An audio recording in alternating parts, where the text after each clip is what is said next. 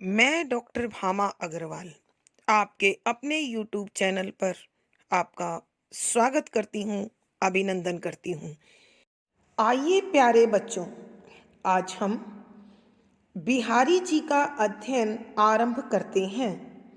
बिहारी जी की यश का आधार उनकी एकमात्र पुस्तक जो हमें प्राप्त होती है वो बिहारी सतसई है, जिसमें उन्होंने 713 दोहे लिखे हैं और उनके दोहों के लिए अत्यंत प्रसिद्ध पंक्तियां हैं। सतसैया के दोहरे जो नावक के तीर, देखन में छोटे लगें बेंधे सकल शरीर।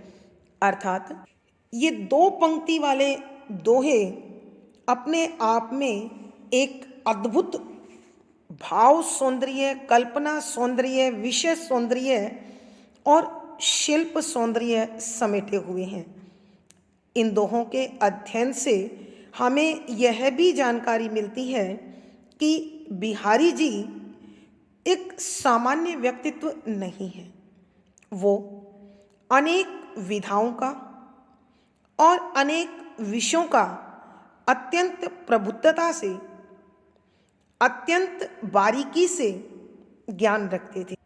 इसलिए उनके दोहों में हमें भक्ति, नीति, नायिका भेद निरूपण, श्रृंगार के संयोग तथा वियोग पक्ष, प्रेम, सौंदर्य, विज्ञान, वास्तुशास्त्र, नक्षत्र ज्ञान, रंग योजना आदि न जाने कौन कौन से पहलू हैं जो हम इन दोहों में पढ़ते हैं, समझते हैं और अपने जीवन को एक अलग दिशा देते हैं।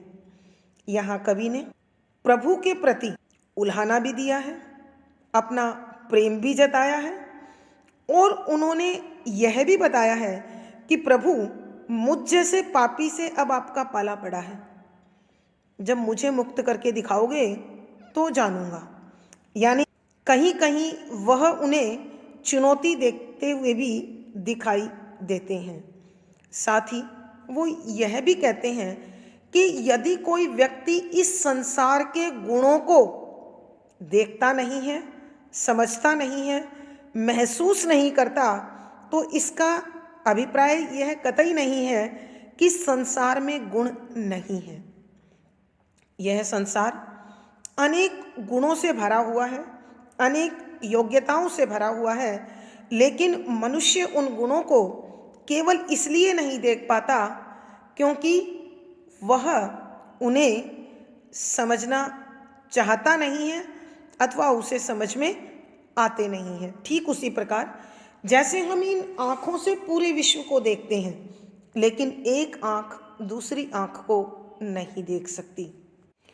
नायिका भेद में उन्होंने शुक्ल अभिसारिका, कृष्ण अभिसारिका के साथ साथ नायिका के हर छोटे से छोटे तत्व को उन्होंने निरूपित किया है। बच्चों, आपको जानकारी होगी कि बिहारी जी महाराज जय सिंह के दरबार में रहने वाले एक कवि मात्र नहीं थे। उन्होंने एक विश्वसनीय सलाहकार, एक उत्तम पथ प्रदर्शक की भूमिका भी इन दोहों के माध्यम से आप पाएंगे कि वो निभा रहे हैं। तो हम यही कहेंगे, बिहारी जी के ये दोहे वास्तव में अपने अंदर बहुत कुछ समेटे हुए हैं। हम उनमें सृष्टि का लगभग या अधिकांश प्रकार का प्रयोग, भाव सौंदर्य, ज्ञान, विज्ञान आदि यहाँ देखेंगे, समझेंगे और हमें महसूस होगा कि वह एक ऐसे व्यक्तित्व हैं जिन्होंने अपनी लेखनी विविध विषयों पर चलाई और लगभग मानव जीवन के अधिकांश पहलुओं को उकेर कर मानव मात्र का पथ प्रदर्शन किया, उनके जीवन को आलोकित किया। आइए देखते हैं इन दोहों में कविवर क्या समझाना चाहते हैं। दोहा संख्या 8। जप माला छापई तिलक, सरे न एकौ काम, मन काचे नाचे वृथा, साचे राचे रामू। प्रसंग। प्रस्तुत दोहा हमारी हिंदी की पाठ्य पुस्तक मध्यकालीन काव्य कुंज में संकलित रीति सिद्ध कवि बिहारी जी द्वारा रचित बिहारी सतसई से उद्धृत है, लिया गया है। संदर्भ। यहाँ कविवर मानव को समझा रहे हैं कि हे मानव, जीवन में यदि ईश्वर को प्राप्त करना है, यदि तुझे प्रभु की कृपा चाहिए, तो सच्चे मन से प्रभु का जाप कर, स्मरण कर, ध्यान लगा। इसके अतिरिक्त यदि तूने धार्मिक आडंबरों की शरण में जाकर ईश्वर को पाने की कोशिश की, तो तुझे कुछ भी प्राप्त नहीं होगा, बल्कि मन तनावग्रस्त होगा, चिंतित होगा और तू भिन्न भिन्न प्रकार के मत मतांतरों में, दिखावे में भटक कर रह जाएगा और तेरे जीवन का सार इस दिखावे में ही खो जाएगा। अर्थात मानव को ईश्वर की प्राप्ति के लिए सच्ची समर्पित भक्ति की प्रेरणा देते हुए कविवर लिखते हैं कि व्याख्या। शब्दों के अर्थ साथ साथ। जप माला, माला जपना। छापई, छापा लगाना, अर्थात अलग अलग संप्रदाय। कौन से? धार्मिक संप्रदाय। इनमें एक पहचान के लिए विशेष प्रकार की मुद्राएं बनती हैं, विशेष प्रकार के तिलक लगाए जाते हैं और विशेष प्रकार के उपकरण लिए जाते हैं, जिसको हम छापा कहते हैं। तिलक, टीके लगाना। सरई, सिद्ध होना अथवा पूरा होना। न नहीं एकौ एक, काम, भलाई, हित। मन, हृदय। कांचे, भटकता हुआ, कमजोर, चंचल। नाचे, घूमता है, भटकता है, भ्रमित होता है, वृथा, व्यर्थ में, निरर्थक।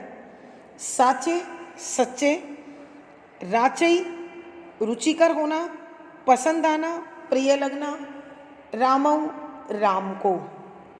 कवि बिहारी जी मानव को संदेश दे रहे हैं कि हे मानव, यदि तुझे ईश्वर को प्राप्त करना है, तो माला जपने से, भिन्न भिन्न प्रकार के धार्मिक संप्रदायों में दीक्षित होने से, अथवा शरीर पर उस प्रकार की मुद्राएं अंकित करने या धारण करने से, विशेष प्रकार का तिलक लगाने से मनुष्य का एक भी कार्य सिद्ध नहीं होता है।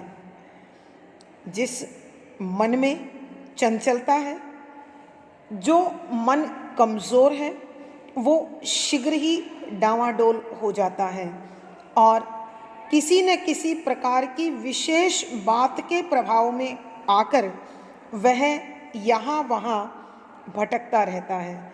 लेकिन जो व्यक्ति सच्चे मन से, सच्ची भावना से और एकनिष्ठ समर्पण से ईश्वर का स्मरण करता है, उसे प्रभु श्री राम की अथवा व्यक्ति विशेष के इष्ट की प्राप्ति अवश्य होती है।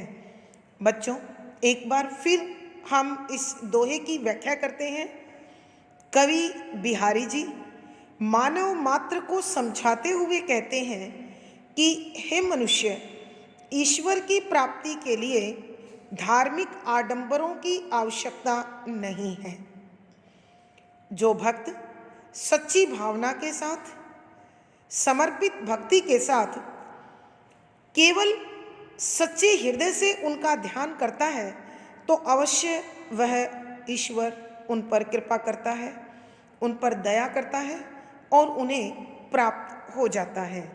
ऐसे ही भावों को स्पष्ट करते हुए कविवर कह रहे हैं, जप माला माला जपने से, छापे अलग अलग प्रकार के धार्मिक संप्रदायों में शामिल होने से या उस संप्रदाय के चिन्हों को अपनाने से, भिन्न भिन्न प्रकार के तिलक लगाने से मनुष्य का कोई भी हित, कोई भी स्वार्थ, कोई भी इच्छा पूर्ण नहीं होती है।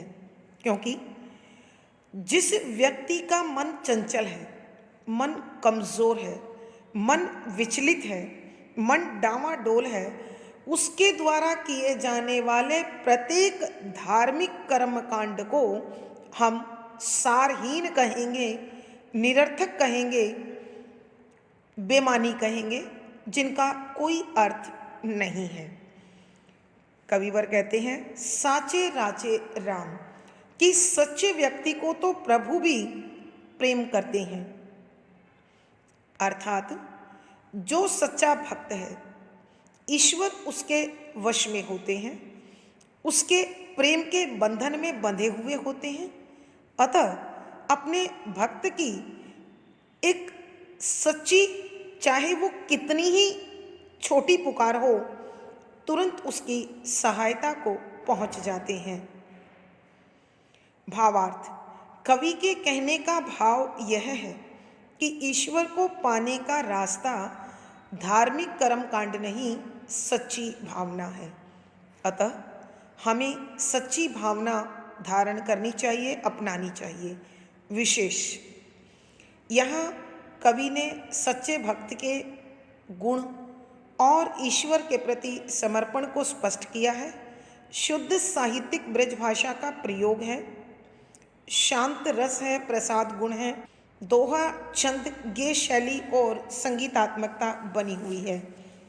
इस पद में अनुप्रास अलंकार है, जपमाला, छापा, तिलक, एक से अधिक कार्य, धर्म से जुड़े हुए, उल्लेख अलंकार, मन कांचे, पदमैत्री, सरे न एकु काम, संदेश। यानी इस पद में अनुप्रास, उल्लेख, पदमैत्री, संदेश आदि अलंकारों का सुंदर सटीक प्रयोग हुआ है।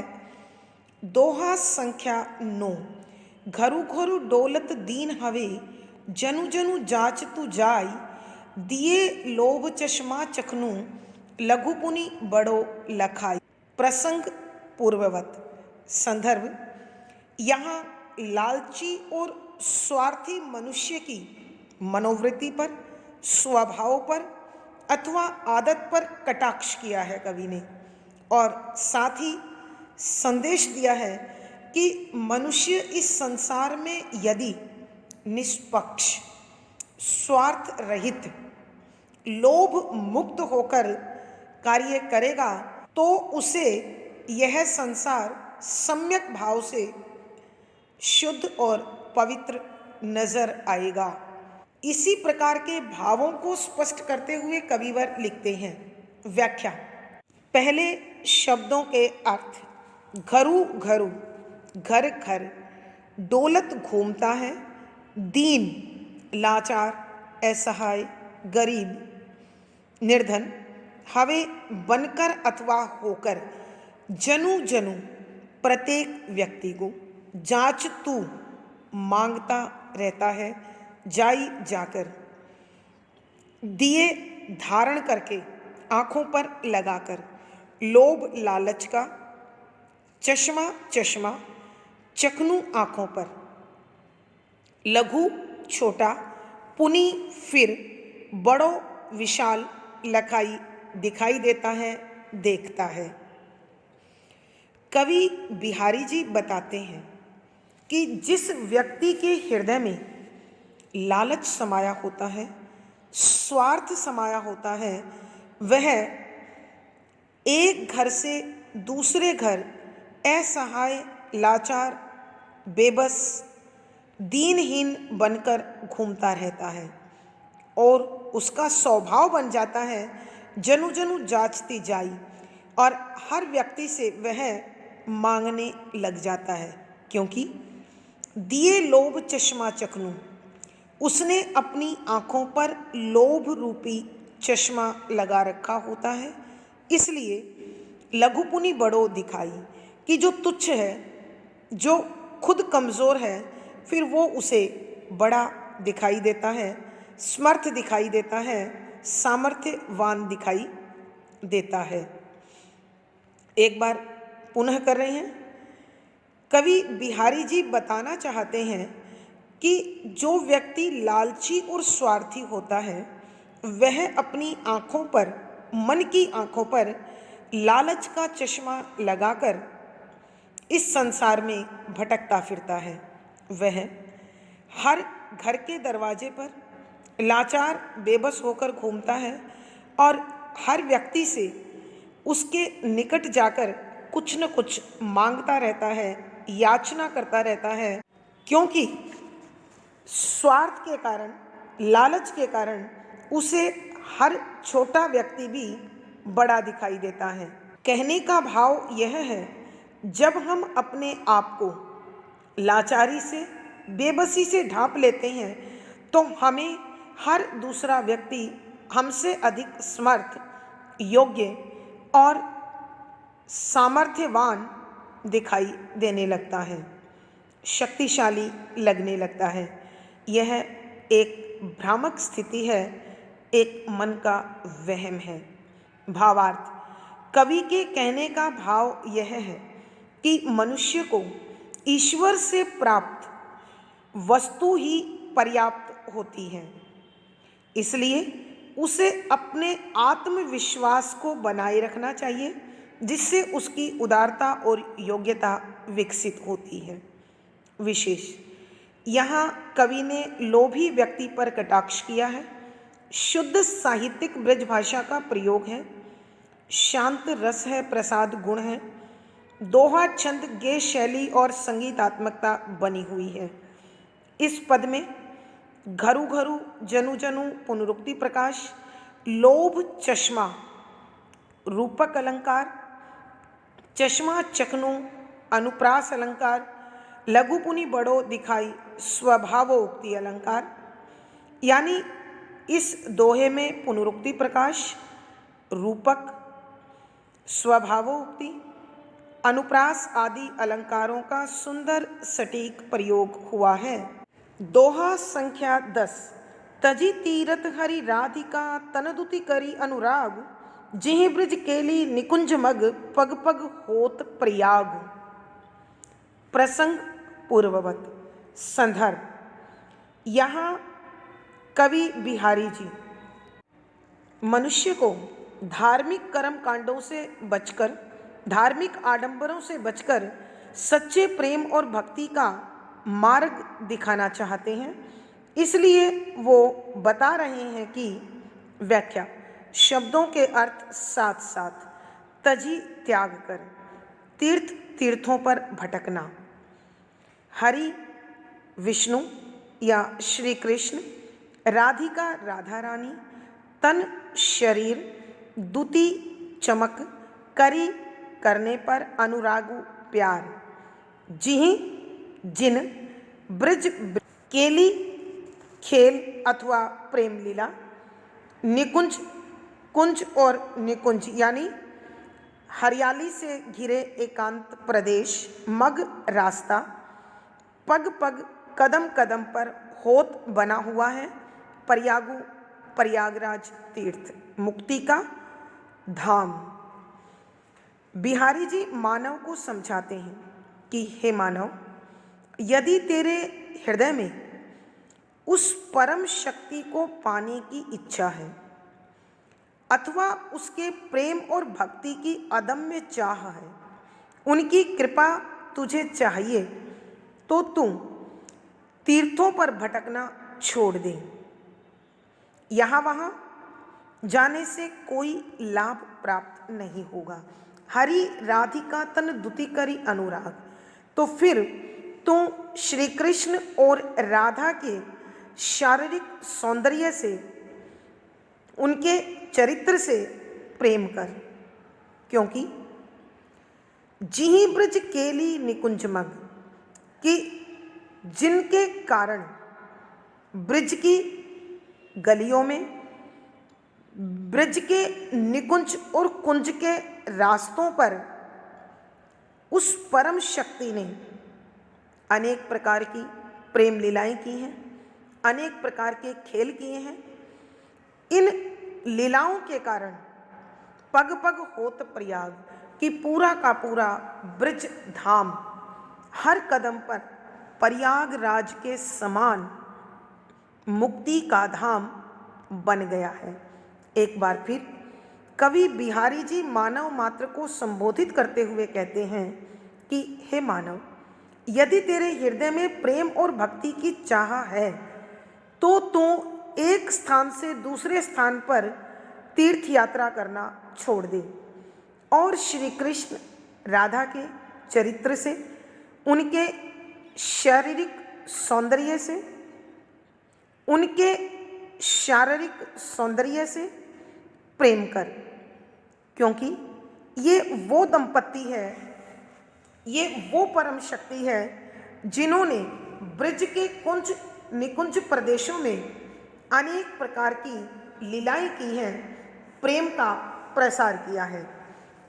वहाँ ब्रज धाम के हर रास्ते पर, कदम कदम पर हमें प्रयागराज के समान मुक्ति प्राप्त होती है, सच्ची शांति प्राप्त होती है और हम भक्ति के आनंद से भर जाते हैं, सराबोर हो जाते हैं। भावार्थ, कवि के कहने का भाव यह है कि ईश्वरीय शक्ति में श्री कृष्ण और राधा की कोई समता नहीं है। जो उन्हें सच्चे मन से प्रेम करता है उन पर वो अपनी भरपूर कृपा करते हैं, जो सच्ची भावना से वश में किए जा सकते हैं। विशेष यहाँ कवि की राधा और कृष्ण के प्रति भक्ति स्पष्ट होती है। शुद्ध साहित्यिक ब्रज भाषा का प्रयोग है, शांत रस है, प्रसाद गुण है, दोहा छंद है, गेय शैली और संगीतात्मकता है। यहाँ कवि की प्रयागराज के प्रति विशेष निष्ठा प्रदर्शित हुई है। इस पद में संदेश, अनुप्रास, पदमैत्री, पुनरुक्ति प्रकाश आदि अलंकारों का सुंदर सटीक प्रयोग हुआ है। दोहा संख्या 11। कब को टेर तू दीन रट, होत न श्याम सहाय, तुमऊ लागी जगत गुरु, जग नायक जग बाय। प्रसंग पूर्ववत। संदर्भ, यहाँ कवि ने अपनी साख्य भक्ति का परिचय दिया है। वो कह रहे हैं कि प्रभु तुम्हें तो संसार की हवा लग गई है। ऐसा कहना दर्शाता है कि कवि ईश्वर को उल्हाना दे रहे हैं। बच्चों, हम पिछली वीडियो में बात कर चुके हैं, उल्हाना हम उन्हें देते हैं जिन पर हमारा प्रेम से जुड़ा अधिकार होता है, हक होता है। और हक मित्रों पर होता है, सखों पर होता है, अपनों पर होता है, साथी पर होता है, रिश्तेदारों पर, सगे संबंधियों पर होता है। तो कवि भी ईश्वर के प्रति अपने उसी हक का, उसी अधिकार का इस्तेमाल करते हुए, प्रयोग करते हुए ईश्वर को उल्हाना दे रहे हैं। वो कहते हैं कि व्याख्या, शब्दों के अर्थ साथ साथ। कब को कितनी देर से, टेर तू पुकार रहा हूँ, दीन विनीत विनम्र, रट रट लगाकर लगातार, हो तो होते हो न नहीं, श्याम श्री कृष्ण सहाय सहायक, तुमहु आपको लागी लग चुकी है, जगत गुरु संसार के गुरु, जग नायक जग के नायक ईश्वर, जग बाई संसार की हवा।